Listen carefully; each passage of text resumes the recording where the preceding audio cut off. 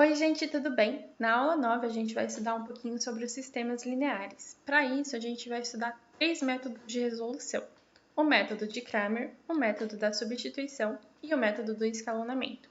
Assim que a gente aprender todos esses métodos, a gente vai ter a capacidade de classificar os sistemas em sistema determinado, sistema indeterminado e sistema impossível. Então, vamos lá? Bom, o que é um sistema linear? É um sistema feito de N incógnitas com N equações. O que eu quero dizer com isso? Eu quero dizer que quando a gente tiver, por exemplo, duas incógnitas, a gente tem que ter duas equações para que a gente consiga resolver esse sistema, ok? Bom, aqui eu trouxe para vocês um lembrete do que é uma equação. Bom, uma equação é uma expressão algébrica onde a gente tem aqui uma relação de igualdade, isso é muito importante. Aqui eu trouxe uma equação genérica para vocês, onde A1, A2 e AN são os coeficientes que multiplicam as nossas incógnitas.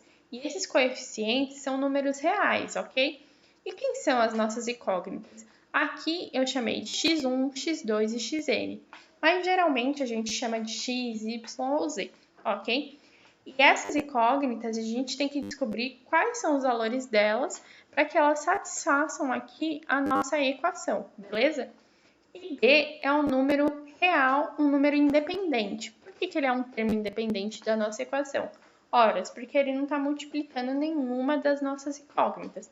Ele não multiplica x, ele não multiplica x2, ele não multiplica xn. Então, ele é só um número real, ok? Bom, aqui embaixo eu trouxe para vocês 3 exemplos, onde 2 deles representam equações lineares e um representa uma equação não linear. Perceba aqui que nesse primeiro exemplo eu tenho apenas a multiplicação entre o coeficiente e a nossa incógnita. Por exemplo, 1 que multiplica x1, menos 5 que multiplica x2, mais 3 que multiplica x3 e menos 1 que multiplica x4, ok? Agora, nesse exemplo aqui, eu tenho uma equação não linear, porque eu tenho a multiplicação entre as duas incógnitas. Aqui eu tenho x1 que multiplica x2. Ora, equações do tipo equação ao quadrado, equação do segundo grau, equação do terceiro grau, são equações não lineares porque a gente tem a multiplicação entre as incógnitas. E esse não vai ser o objetivo de estudo aqui dos sistemas lineares. Como o próprio nome já diz, a gente vai estudar somente aqui os sistemas onde as equações são lineares, beleza? Bom, e quem é esse carinha que está aqui à esquerda de vocês? Bom, esse carinha, ele que desenvolveu o método de Cramer. Esse é o Gabriel Cramer. E ele foi aí um matemático e um astrólogo que estudou bastante sobre matrizes e determinantes. Vale lembrar que, nesse caso, o objetivo do nosso curso não é estudar tão a fundo matrizes e determinantes, porque não é o foco do Enem, mas sim como saber utilizar essas ferramentas para resolver os sistemas lineares, ok? Então, vamos lá? Bom, vou falar agora nesse primeiro vídeo sobre o método de Cramer e depois nos outros a gente segue com os outros métodos. Bom, para calcular x, y e z, eu fiz aqui esse esqueminha para vocês. Então, para calcular x, a gente precisa primeiro calcular o determinante de x e o determinante da matriz. Para calcular y, a gente precisa calcular o determinante de y e calcular o determinante da matriz. Para calcular z, a gente precisa calcular o determinante de z e também calcular o determinante da matriz. Então, perceba que todos eles têm em comum o determinante da matriz. Então, para um primeiro passo, a gente vai calcular o determinante da matriz, depois calcular o determinante de x, o determinante de y, o determinante de z, quando houver. E logo após a gente calcula x, y e z. Ai, mas quem que é o determinante da matriz? Quem que é o determinante de x e quem que é o determinante de y e de z? Calma, a gente vai ver no exercício e vai ficar tudo mais claro, beleza? Bom, eu tenho aqui eu trouxe esse exercício da Unesp de 2017 que fala o seguinte: 3 cubos laranjas idênticos e 3 cubos azuis iguais estão equilibrados em 2 balanças de pratos, também idênticas, conforme mostra a figura. Então, eu tenho essa balança e essa balança aqui. Aí o exercício pede: a massa de um cubo laranja supera de um cubo azul em exato quantos quilos? Bom, então a gente tem que encontrar aí primeiro quanto que vale cada bloquinho desses, né? Então vamos lá. Perceba que nessas balanças a gente tem uma relação de igualdade, uma vez que elas estão equilibradas. Então, todo o peso que eu tenho nesse prato, ele tem que ser igual ao peso que está nesse prato aqui, senão ela não estaria em equilíbrio, ok? O mesmo acontece para essa segunda balança, tá bom? Então, vou chamar de A a minha massa do bloco azul, de L a minha massa do bloco laranja, tá bom? Podia ser X, Y, qualquer outra letra que vocês se sentissem confortáveis, mas eu acho que A e L faz sentido nesse caso. Então, aqui olhando para essa primeira figura, a gente tem que 2 blocos azuis mais um bloco laranja é igual a 2 quilos, resultando aqui na minha primeira equação. Agora, nessa segunda balança, eu tenho que um bloco azul mais uma massa de 3 quilos é igual a 2 blocos laranjas, ok? Então, a primeira coisa que eu vou fazer nesse caso é deixar todos os termos independentes do lado direito da minha equação, sozinhos, ok?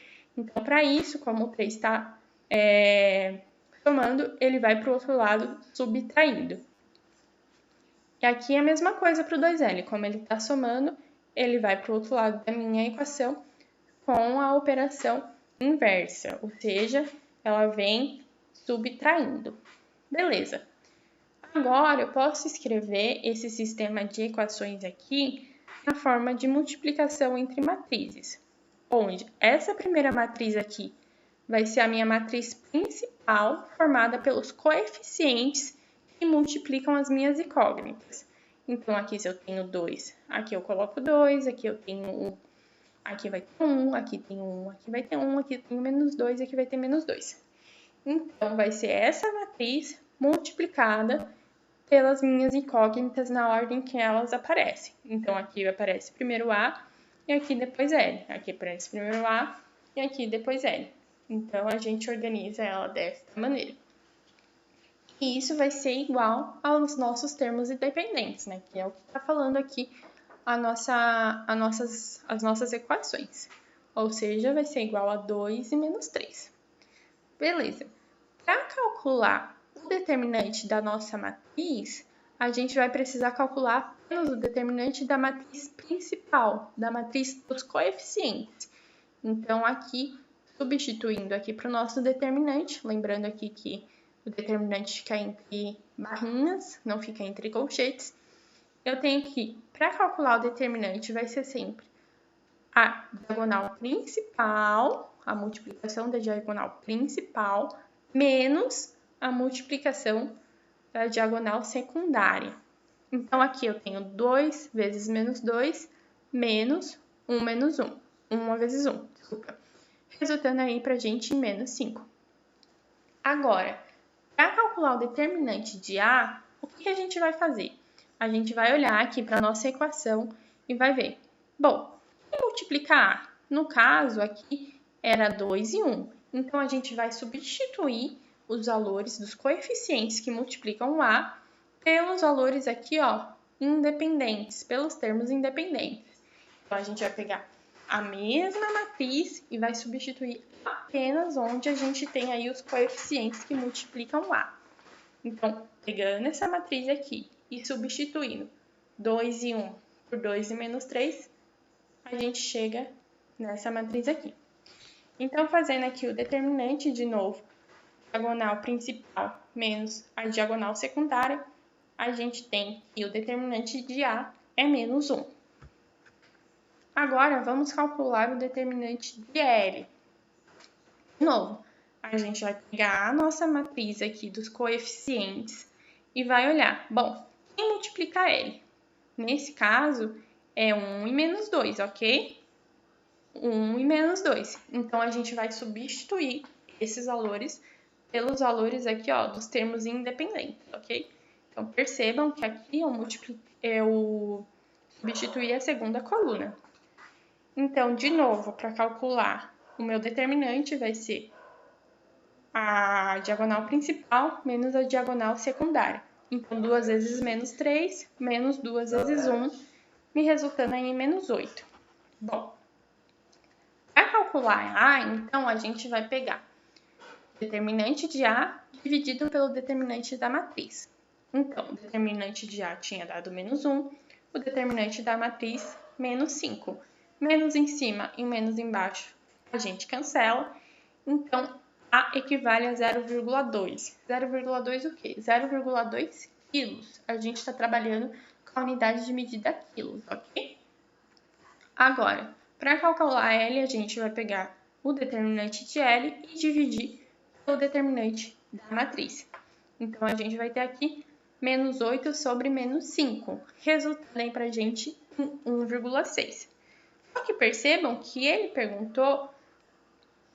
fez a seguinte pergunta: a massa de um cubo laranja supera a de um cubo azul em exato? Ou seja, ele quer saber qual é a diferença entre essas massas. Quanto que a massa do cubo laranja supera a massa do cubo azul? Então, a gente vai pegar a massa do cubo laranja, subtrair a massa do cubo A, para descobrir aí quanto que ela supera. Então, 1,6 menos 0,2 nos resulta em 1,4. 1,4 quilos, que nos leva aqui à alternativa. Bom, gente, esse foi o exemplo do método de Cramer. Obviamente, a gente poderia resolver esse sistema linear por outras maneiras, mas eu quis escolher esse tipo só para a gente aplicar aí o método de Cramer.